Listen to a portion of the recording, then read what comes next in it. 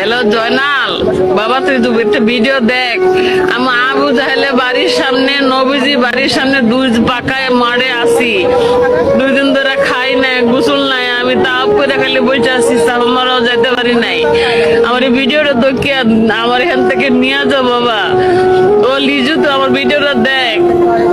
আমি তোর আশায় বসে আছি, মনে বড় আশা ছিল একসাথে তাপ করবো, একসাথে নবীর রাজে যাবো, কিছুই হইতেছে না। আমি মনে আমি নবীজির বাড়ির সামনে আছি। নবীজির বাড়ি ওরা চিনে না।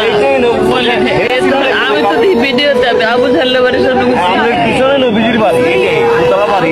দেখছি, ভিডিওতে দেখা দেখছি মহানবী সাল্লাল্লাহু আলাইহি ওয়াসাল্লাম বাড়ির সামনে, আবু জাহেলের বাড়ির হাম্মামের মাঝখানে মাঠে আমি আছি, মদিনার সামনে। মদিনা আমার নতুন করে তাপ করবো, 5 সাফারে তোরা করবো, আমি তো লাগল পাইলে, নাহলে আমি মনে এনেই মরবো। না, আরে পাইবেন পাইবেন,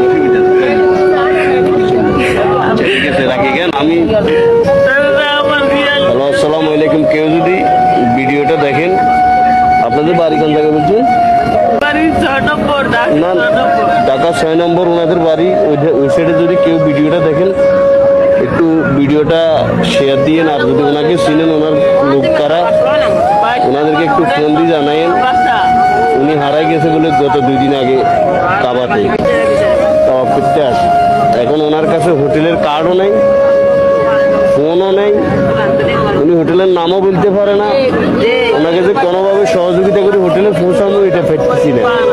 এখন ওনার মেয়ে আছে, মেয়ে জামাই আছে, অনেকেই আছে, কিন্তু এরাও কেউ ওনারা বলে 2 দিন ধরে খুশি পেয়েছে না।